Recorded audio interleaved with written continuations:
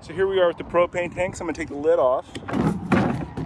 Okay, and if you look, you can see I've got a tag that says full and a tag that says in use. I only run one tank at a time. It makes it easier for refill.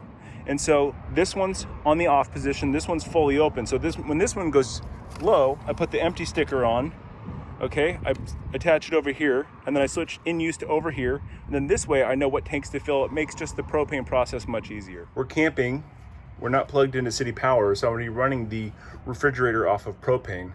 I turned it on and it said, if red, check gas. Well, I know the gas is full, so that means the pilot light isn't lighting. That means there's air probably in the line between the propane tank and the refrigerator. So if you turn it off 2 or 3 times, it will finally work. So I've turned it off twice already. Let's turn it on a third time. You ready?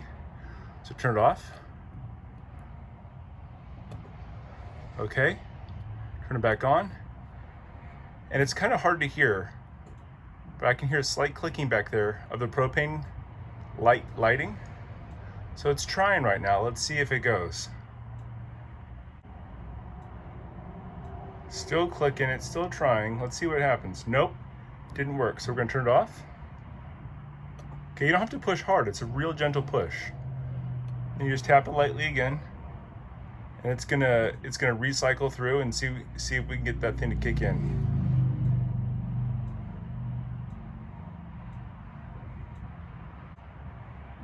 I can hear it clicking back there. The igniter light's going.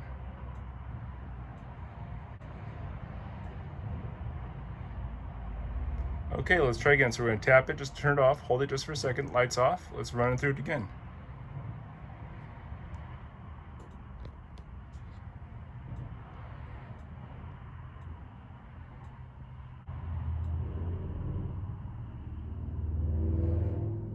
There we go, and it seems that now the burner's going back there, and we're running propane to cool down the refrigerator and the freezer. And I just had to run through the on-off cycle 5 times to get all the propane evenly throughout the line from the tanks all the way to the refrigerator. So it works. So we're here at our campsite. We've made sure that there's 6 feet of clearance around the slide out on the outside. The stabilizing jacks are already down and placed so that when we put the slide out, we're good and safe, okay? And to bring the slide out, we come up here to the control panel next to the front door. We push the out. Okay, you're gonna see that the slide out starts to move. Okay, this is a good gauge of how far you have to go because you can see how close it's getting to that seal there. And then also notice that I have the table down for the travel position because it's much safer that way. Oh, did you hear that clicking? That means that we're at the max distance, and so we're good. I've stopped, and we are ready to lift the table and get ready to start camping. So this trailer comes with a Murphy full queen plus 2 double bunks, but then for additional sleeping, the dinette can turn into a small queen, a large double-sized bed, which could sleep up to 2 people, and it's quite easy. So you just pop the tabletop up and off. Okay. Oh, the pole's going over. Okay. I grab the poles and I put them underneath down here in the cabinet. I also leave the table down while I'm traveling. So I leave the table in this position while I'm traveling as well so that it doesn't fall over or knock anything or cause any damage. And then these 2 pop right off and slip right in here. And now we have an additional bed so we can sleep 1 to 2 more people. It's pretty comfortable, and you get those nice morning views. We're getting ready to hit the road. We're gonna bring the slide out in, but when the slide out comes in, we gotta make sure that we remove the cleaning supplies so that we don't cause any damage to the trailer or the slide out. And then also I take the table down so that the table doesn't fall over or cause damage to the trailer or itself while we're traveling. So let's take that down now. Okay, so the table's down flat, the cleaning supplies are away. There's nothing else that the slide out's gonna catch on that I can see. So what we're gonna do is I'm gonna come over here and I'm gonna go up to my control panel. I'm gonna push slide out in, and you can hear it sliding in.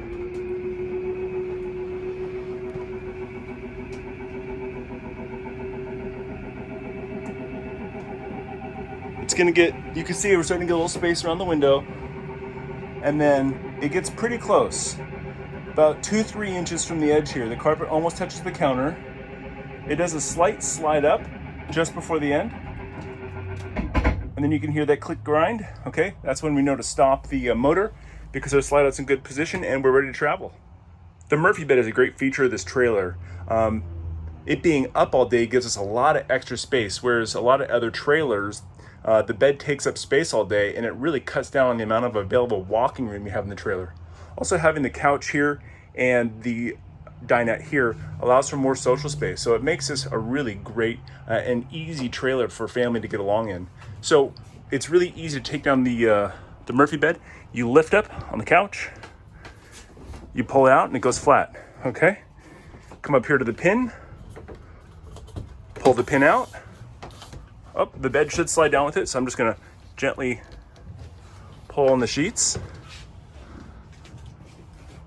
And bam, Murphy bed's made. We make it in the morning so that at night we just pop it down, we're ready to go. Hey there, so we're here at the trailer, and unfortunately we're right next to the freeway. I'm picking up the trailer to get ready to go camping, but I just wanted to show people how this great outdoor kitchen works. Okay, it's quite easy to set up. So I leave this thing in reverse while we're traveling, but I'm gonna slide this back in for the first part, okay? So essentially, this is our propane hose. Okay, we have the female end and the male end. We come underneath the trailer. There's a propane line that goes from the tank underneath. Okay, there's a blue cap, which I pulled off. I take the male end.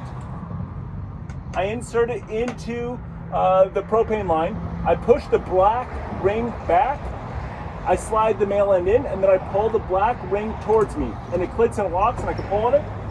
And it's good, and it's firm, and it's not coming out. Okay, next, I take this. I slide the unit out. Okay, we have this counter comes out here. Okay, then we have this great other counter here that has a hole in it for the sink. So I'll slide this guy up and through the hole here. I leave the stove facing backwards for travel because it doesn't fit otherwise. This gas knob points out so far I can't close the door. So I leave the gas knob pointed back while we're traveling.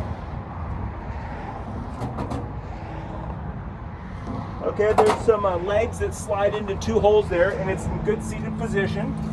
I take the female end, I slide it into the male end of the stove back here. I pull back on the black ring, and then I push it in. And there's a metal lock that slides up and holds it in place, and it's good and secure. Take the grill top, good and seated position. Okay, this unit also has a hose. So we have our sink here. I drop it there. We have our hose port. So we take the male end of the hose, slide it into the female adapter, push back, slide it in. That's easy, we're done. I like to leave it hanging up here on the ladder. Refrigerator out here that runs on 12-volt battery. You have the grill, you have the sink, you have hose, you have water. And I like the hose too because when the kids get all messy, I can just spray them off. And it works great out here. I really like this a lot.